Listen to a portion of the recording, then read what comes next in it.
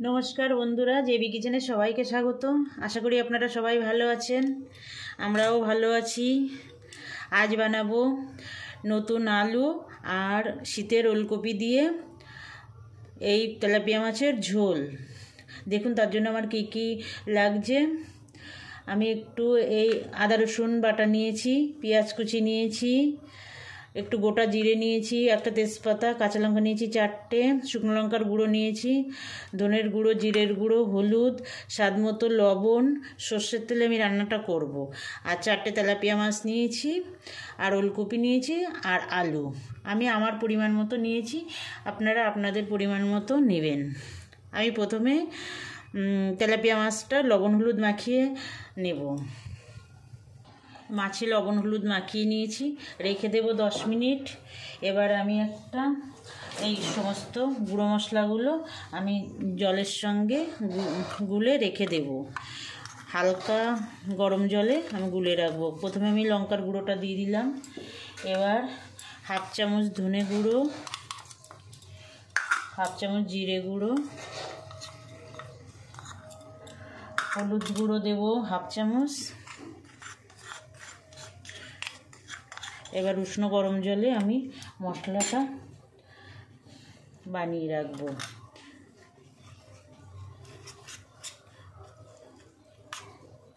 বাটা মশলার মতো একটা পেস্ট বানিয়ে রাখবো।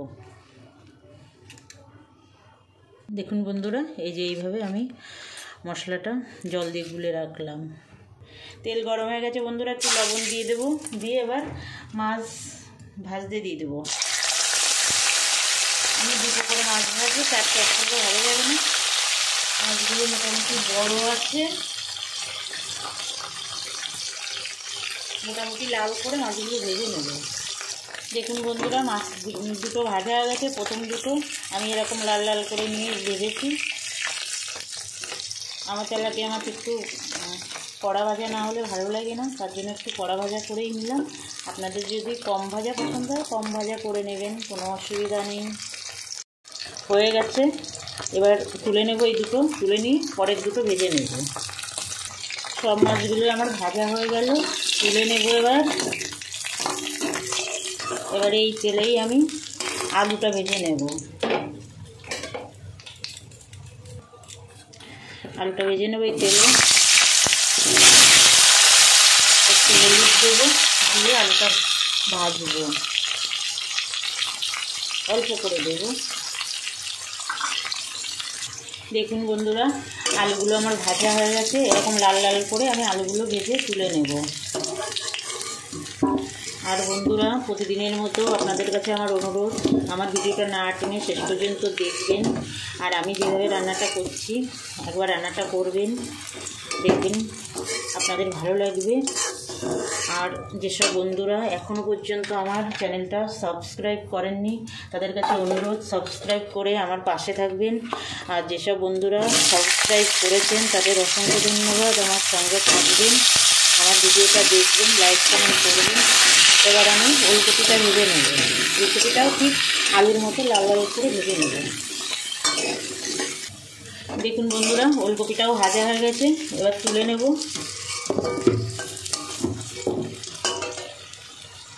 দেখুন বন্ধুরা, এইটুকু তেল আছে, এর মধ্যে আরেকটু তেল দেব। ব্যাস, এবার তেলটা গরম হোক। এবার আমি একটা তেজপাতা ফোড়নে দেব, আর দিয়ে দেবো 1/2 চামচ গোটা জিরে। জিরেটা থেকে ভাজা ভাজা গন্ধ বেরোনো পর্যন্ত নাড়তে থাকবো। জিরে ভাজা হয়ে গেছে, এবার আমি পেঁয়াজ কুচিটা দিয়ে দেবো।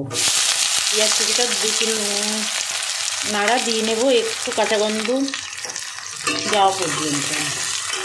এবার আদা রসুনের পেস্টটা দিয়ে দেবো, দিয়ে ভালো করে কষাবো, কাঁচা গন্ধ চলে যাওয়া পর্যন্ত কষাবো। দেখুন বন্ধুরা, খুব সুন্দর করে পেঁয়াজ রসুন আদা সব কষিয়ে নিলাম। এই রান্নাটা আদা পেঁয়াজ রসুন খুব সুন্দর করে কষাতে হয়, যাতে একটুও কাঁচা গন্ধ না থাকে। কোনো রান্নাতেই কাঁচা গন্ধ থাকলে ভালো লাগে না, কিন্তু এটাতে আরও বেশি। আর আগে বানিয়ে রাখা মশলাটা দিয়ে দিলাম, যেটা জল দিয়ে গুলিয়ে রেখেছিলাম গুঁড়ো মশলাগুলো, সেগুলো দিয়ে দিলাম। এবার আবার কষাবো, এটা ভালো করে কষিয়ে নেব।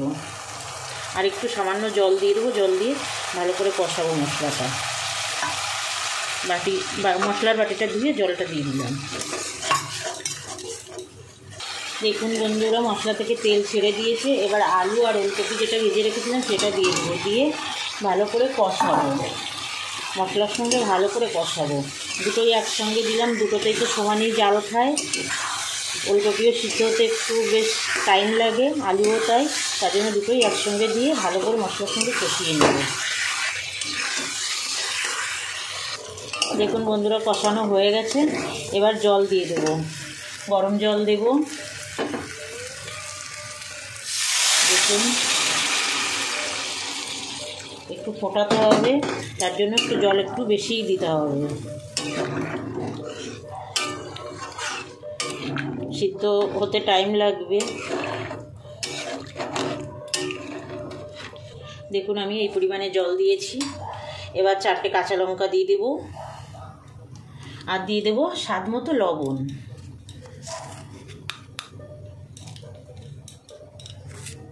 দিয়ে এবার ঢাকা দিয়ে রাখবো।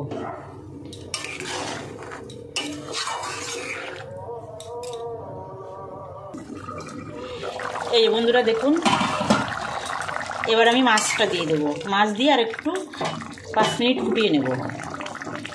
দেখুন ঝোলটা অনেকটাই টেনে গেছে, আর আলু ওলকপি দুটোই সিদ্ধ হয়ে গেছে মোটামুটি। আর একটু 5 মিনিট হলেই হয়ে যাবে। আবার 5 মিনিট আমি ঢাকা দিয়ে রাখবো।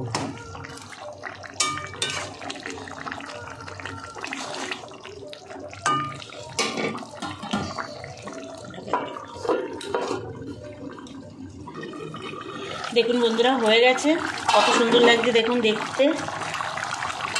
একবার বানাবেন বন্ধুরা, খুব ভালো লাগে এটা, এই সবজিটা বানিয়ে দেখবেন। আমি এবার বন্ধ করে দেব গ্যাস। আর এই যে সেই গরম মশলা, 2টো এলাচ, পুরো দারচিনি আর একটা লবঙ্গ নিয়েছিলাম, সেটা বেটে নিয়েছি। এটা গ্যাস অফ করে আমি এর উপরে ছড়িয়ে দিয়ে 2 মিনিট ঢাকা দিয়ে রাখবো। গ্যাস অফ করে দিলাম। এবার গরম মশলাটা দিয়ে আমি 2 মিনিট ঢাকা দিয়ে রাখবো। একটু মিশিয়ে দেব, তারপরে নামাবো 2 মিনিট পরে।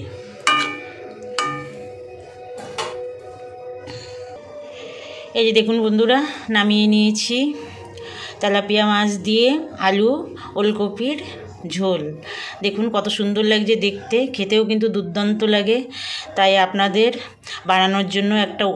বানানোর জন্য অনুরোধ করছি, বানাবেন একবার। আশা করি আপনাদের খুবই ভালো লাগবে। এবার শেষ করব, আবার দেখা হবে নতুন কোনো ভিডিওয়। রেসিপিটা বানানোর অনুরোধ জানিয়ে শেষ করছি তাহলে। নমস্কার।